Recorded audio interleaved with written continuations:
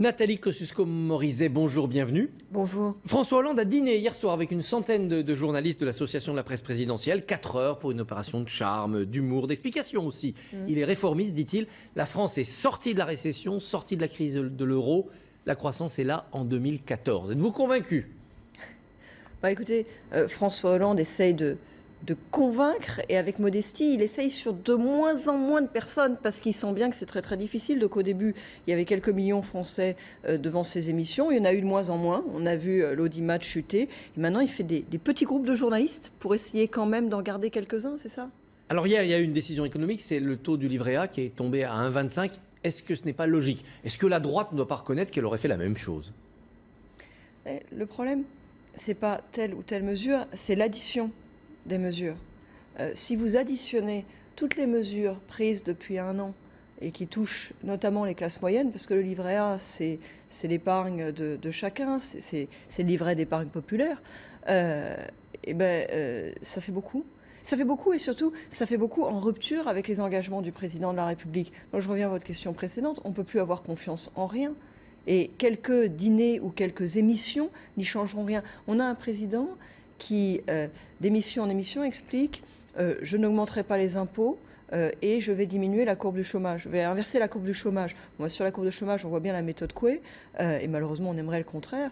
Et sur je ne vais pas augmenter les impôts, de mois en mois, on baisse en fait le pouvoir d'achat des Français de différentes manières. Mais supprimer les niches fiscales, prévoir d'augmenter la CSG sur les retraites ou baisser le taux du livret A, tout ça en fait c'est baisser le pouvoir d'achat des Français. Alors il y a eu la semaine dernière aussi une politique d'investissement. Au cœur de cette politique, il y a la transition énergétique. Hier, le débat national a tourné un petit peu au vinaigre. Est-ce que pour vous c'est définitivement un échec? Écoutez, si je voulais faire de l'humour, je dirais que la seule transition qu'ils ont fait, non pas réussi, mais fait dans le domaine écologique depuis le début, c'est la transition ministérielle. Parce qu'on en est au 3e ministre en matière de l'écologie et de l'énergie. Et il n'y a toujours rien. Le bilan en matière d'écologie et d'énergie de ce gouvernement, c'est ça. C'est peut-être parce que les patrons résistent, comme les Verts l'ont dénoncé hier. Ils disent on a le patronat le plus arriéré de la planète. Christophe Barbier, les patrons, ils résistent toujours. Enfin, c'est une plaisanterie.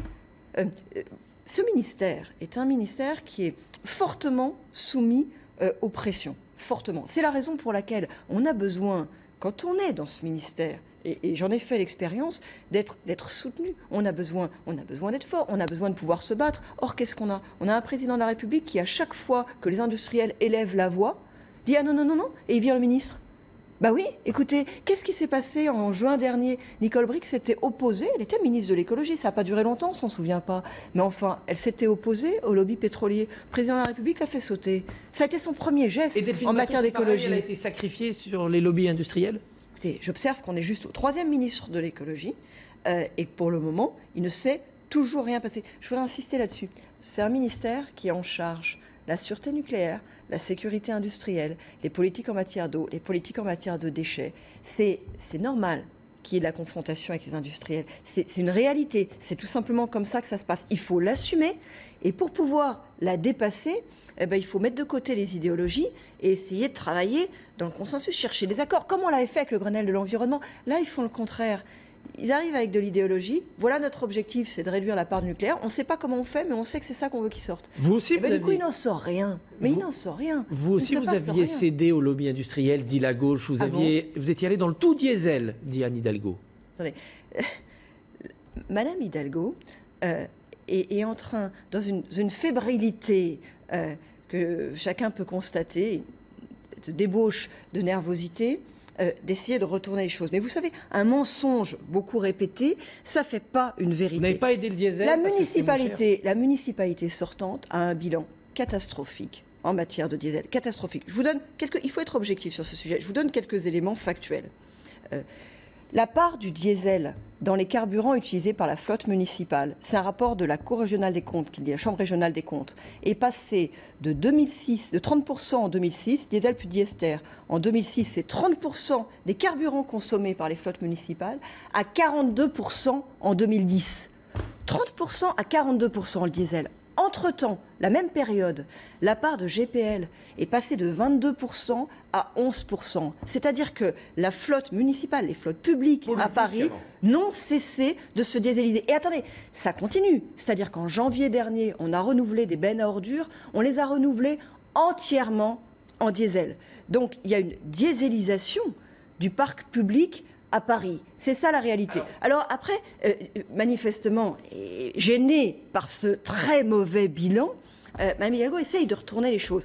Là où elle tombe très mal, c'est d'abord, moi, je n'étais pas ministre en charge de l'énergie, mais en revanche, je me suis quand même occupée d'essayer de lutter contre la pollution de toute nature, et notamment la pollution qui intègre ce qu'on appelle la santé environnementale. Parce que derrière le diesel, il y a quoi? Il y a les particules fines. Derrière le diesel, il y a des problèmes de santé, il y a des problèmes de bronchiolite, il y a des problèmes d'asthme. Et qu'est-ce qui a été fait? Eh bien, par exemple... Mais attendez, Allez-y, mais on passe aux autres sujets. Oui, mais qu'est-ce qui a été fait? Par exemple, le renouvellement des flottes de véhicules. Le renouvellement des flottes de véhicules, c'est important. Pourquoi? Qu'est-ce qui pollue? Ce sont les vieux diesels. Alors, les nouveaux diesels sont pas... Mais ils sont 10 fois moins polluants que les anciens diesels. Donc, ce qui a été fait, par exemple, dans le cas du bonus-malus et surtout dans le cas de la prime à la casse, ça a été l'accompagnement au renouvellement de la flotte qui, lui, a eu un impact de baisse de la pollution.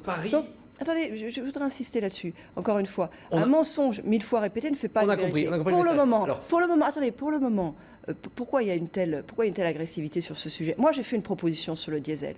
Je veux que les flottes municipales à Paris arrêtent avec le diesel. On n'achète plus un seul diesel pour les flottes municipales. La municipalité a fait exactement le contraire et essaye de reprendre cette proposition pour venir sur ce sujet. Mais malheureusement, ils n'ont pas de crédibilité. Paris, ce sera bientôt le Grand Paris. Ça n'a pas pu être voté la métropole cette nuit à l'Assemblée, mais ça le sera aujourd'hui. Pourquoi dites-vous que la métropole du Grand Paris, c'est contre les Parisiens? Bah écoutez, c'est juste, enfin c'est contre les Parisiens, c'est contre tout le monde, c'est juste une couche supplémentaire sans en supprimer aucune. Ça va nous coûter de l'argent dans un pays. Ah ben vous plaisantez. Aujourd'hui, qu'est-ce qu'il y a? Vous regardez une ville de petite couronne. Il y a la commune, il y a les syndicats, il y a les communautés d'agglo, il y a les départements, il y a la région. Et demain, eh ben, il y aura tout ça, plus la métropole du Grand Paris. Mais la métropole du Grand Paris, ça va être quoi? Ça va être probablement de l'ordre de... C'est une fourchette qui est annoncée, qui est dit ici et là, 2000 fonctionnaires. Un siège social, ça va être un budget. Ça va coûter combien? Ça va être un budget. On parle fourchette basse de 2 milliards d'euros. Le président de Paris Métropole, quant à lui, a parlé de 4 à 5 milliards d'euros par an, sans supprimer aucune des couches existantes. Moi, je suis favorable. J'ai milité pour ça. Je suis favorable à la création d'une métropole. Mais je veux qu'on respecte deux principes. D'abord, on ne crée pas une nouvelle couche sans supprimer des couches existantes. Et puis une nouvelle couche, elle doit être au moins aussi démocratique que les couches qu'on supprime. Et pour le moment, c'est loin d'être le cas.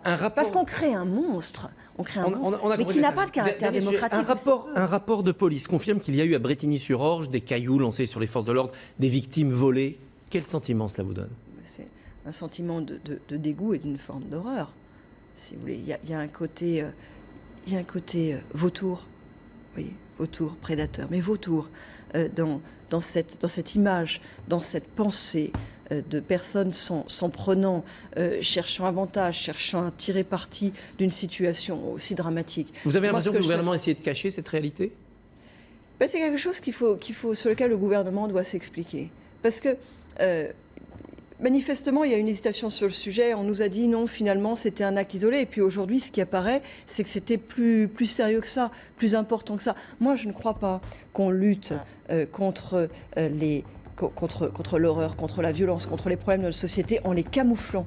On lutte contre eux en les regardant, en les dénonçant, en les sanctionnant, pas en les camouflant. Si le gouvernement a essayé de camoufler ça, oui, c'est un problème.